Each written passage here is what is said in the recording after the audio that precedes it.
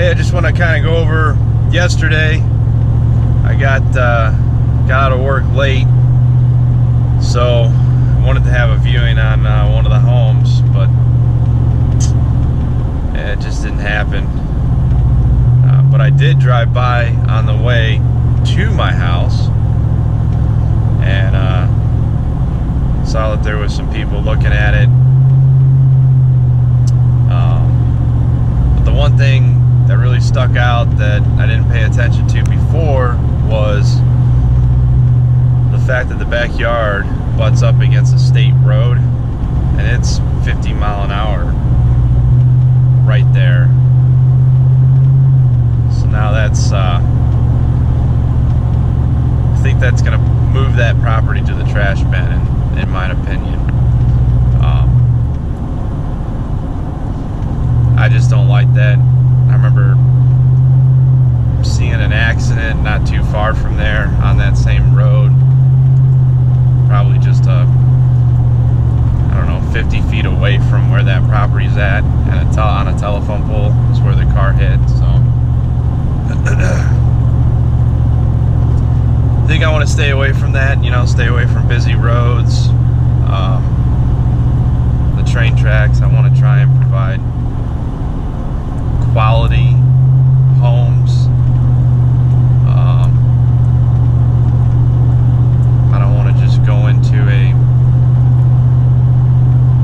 home that might be cheaper because it's got train tracks 10 foot from the back of the house. You're going to severely limit your client base that's going to be wanting to rent that out. So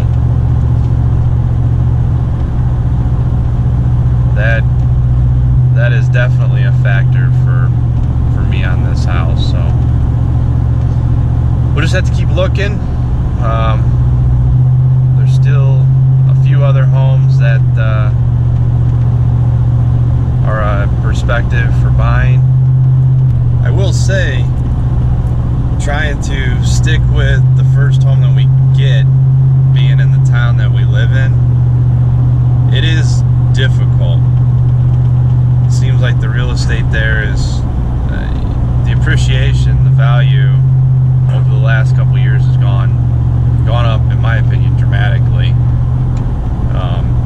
It is a hot city to live in, and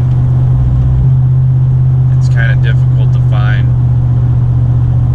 what exactly I'm looking for, which I kind of want a house that's around the 150 mark or above. Well, at least it would appraise for above 150. I think around the 200,000 mark is a good median home price in that area. There's well above that, and there's plenty of homes below that, but I think that's a great niche. I think it's a great kind of pricing structure for the area. So I don't know, we'll see. One of the biggest questions I still have is, yeah, we've gotten pre-approved, still looking for a real estate agent, but how? I have an idea of where I'm gonna pull money for a down payment. I can pull it from my 401k. I can refinance the house or take a HELOC out on it, or see if relatives will help with the down payment. But man, it's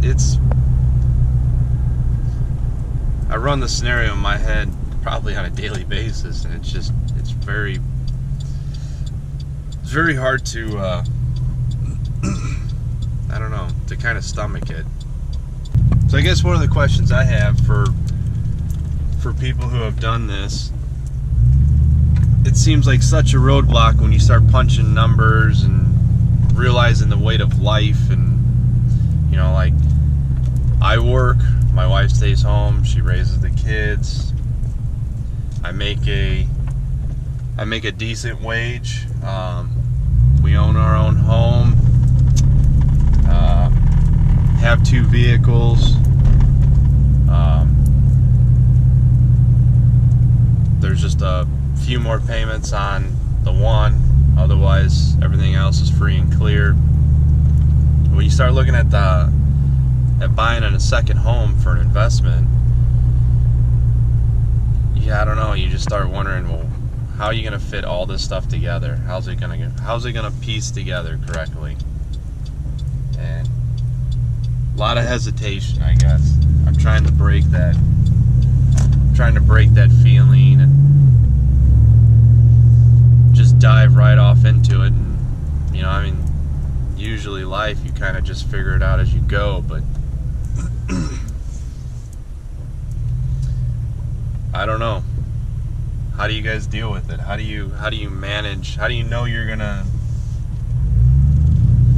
I guess, make it work, or have the money for the down payment and the repairs? I mean, I get leveraging debt, but at what point do you get so, I guess, leveraged or stretched to where you won't be able to make it work? Or